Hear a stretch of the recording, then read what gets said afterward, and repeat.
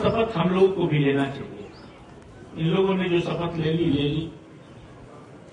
आज इस काले कोट की बिरादरी को 5 शपथ हम लोग को भी लेना चाहिए, सबको लेना चाहिए। और हरदोई के मन से मैं उत्तर प्रदेश और देश के अधिवक्ताओं को भी कहना चाहता हूं।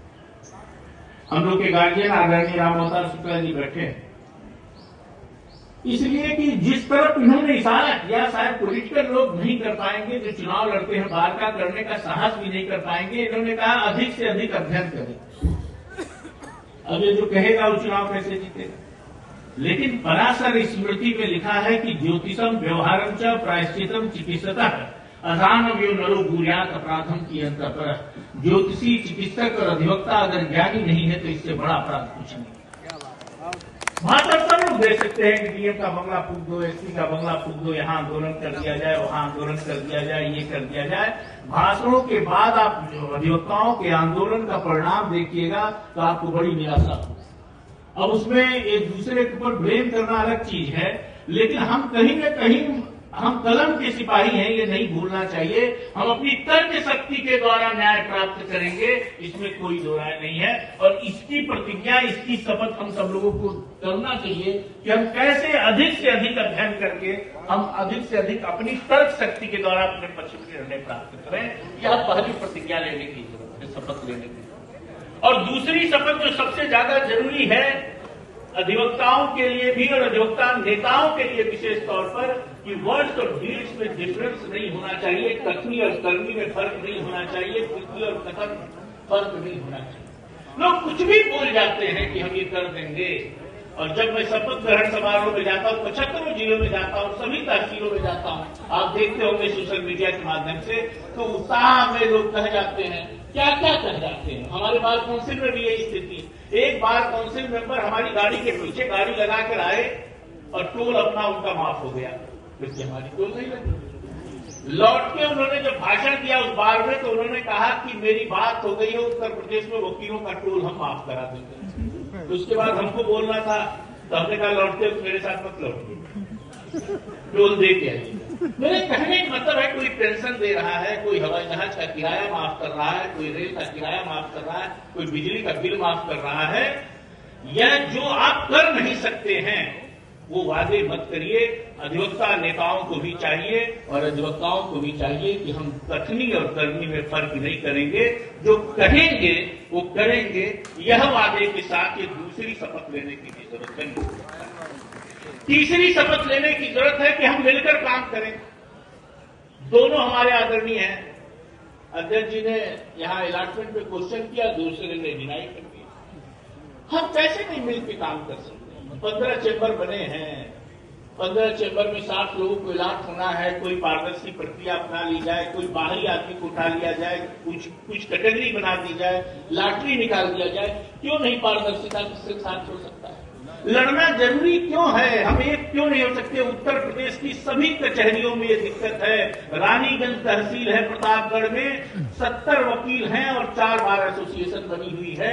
एक पंडित जी के शपथ ग्रहण समारोह में मैं गया तो ठाकुर साहब ने मेरा हाथ पकड़ लिया कि ठाकुर होके आप आए हो। इनकी शपथ में इसने तो बार लूट लिया था। हमने कहा 70 आदमी की बार है, 30 रुपए चंदा है, क्या लूट लिया होगा? जितना लूटा होगा हम देने को तैयार। मेरे कहने का मतलब निजी आरोप लगाते हैं, हमारे ऊपर आरोप लगता है। हम लोगों को मिला, हापुड़ में बिक गए साहब, कहां बिक गए? जोगी जी से बिक गए। कैसे रुपया मिला? जोगी जी किसको रुपया देने वाले साहब? गाजियाबाद में बिक गए, फिर यहां बार के अध्यक्ष बिक गए। देखिए, जब तक कोई प्रामाणिकता न हो तो हम मिलकर रहेंगे। तीसरी शपथ लेने की जरूरत है। उजियारे में, अंधकार में, बीच धार में, कलकछार में, घोर गिरा में, कूद प्यार में, क्षणिक जीत में, दीर्घार में, जीवन के सतत आकर्षण अरमानों को दलना होगा। कदम मिलाकर चलना होगा, कदम मिलाकर चलना, कदम मिलाकर चलिए, नहीं तो और अपमानित और पदलित होंगे। हम लेखपाल से लड़ाइयां हार रहे हैं, हम कांस्टेबल से लड़ाइयां हार रहे हैं। हम उत्तर प्रदेश की सच्चाई, अभी नीचे बैठे थे 4 बार एसपी को बात करनी पड़ी मुझे एक विषय पे। हम तंबू कनात बांधे हुए हैं कि हम मालवीय के लड़के हैं, हम पटेल के लड़के हैं, पटेल साहब के नाम पर ये प्रांगण है। और याद करिए, बरडोली का आंदोलन उन्होंने लीड किया और महिलाओं ने उनको सरदार का दर्जा दिया। भाई किसानों की लड़ाई 1918 में लड़ी गई, किसानों की बेहतरी और बहबूदी के लिए लीड करने वाले सरदार वल्लभ भाई पटेल थे। शिक्षा के क्षेत्र में काम करने वाले मदन मोहन मालवीय थे। स्वदेशी और स्वावलंबन की बात करने वाले भी हमारे भाई बाल गंगाधर तिलक एडवोकेट थे। राम केवल सम्मेलन में भारत का नेतृत्व करने वाले बाबा साहब भीमराव अम्बेडकर और महात्मा गांधी थे। इस देश के पहले राष्ट्रपति राजेंद्र प्रसाद हो या पहले लोकसभा के स्पीकर मालनेकर हो या पहले इस देश के प्रधानमंत्री नेहरू हो या पहले होम मिनिस्टर सरदार पटेल हो या पहले उत्तर प्रदेश के मुख्यमंत्री गोविंद वल्लभ पंत हो, आज इधर देखेंगे कॉन्स्टिट्यूएंट असेंबली में 70% हम थे। लेकिन धीरे धीरे आज स्थिति हो गई कि हम विधायक जी का पर्चा भरने में व्यस्त हैं। बस हम सांसद जी का पर्चा भरने जाते हैं, हम पार्लियामेंट में नहीं, हम राज्यसभा में नहीं हैं, हमको नहीं भेजा जा रहा है। इसलिए आप इस कीमत को समझिए। हम देश बदलने वाले, दुनिया बदलने वाले लोग हैं। सिराज गोपालाचारी से लेके सीआर दास तक। तो हम तीसरी प्रतिज्ञा ये लें, हम ज्यादा बात नहीं कहेंगे, तीसरी प्रतिज्ञा ये लें कि हम एक रहेंगे। और चौथी प्रतिज्ञा एक रहने का देखिए फायदा है। A+B हम लोग मैथमेटिक्स पढ़ते हैं कि A+B, A अगर अलग से काम करेगा तो A² होगा और B अलग से काम करेगा तो B² होगा।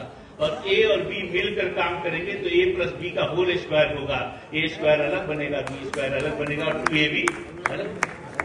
तो ये हमको ध्यान रखना चाहिए। और चौथी प्रतिज्ञा लेने की जरूरत है, इसकी बहुत जरूरत है कि हम लड़ाई अध्यक्ष के लिए हो सकती है किसी पॉलिटिकल पार्टी के, लड़ाई डीजीसी के लिए हो सकती है, एडीजीसी के पद के लिए हो सकती है, लेकिन हम कसम खाएं कि हम किसी काले कोट वाले की सार्वजनिक बुराई नहीं करेंगे जब तक कोई उसके खिलाफ साक्ष्य न हो। हर दूसरे के खिलाफ साहब बेच दिया, साहब लूट लिया, कोई चैम्बर में जा रहा बता रहा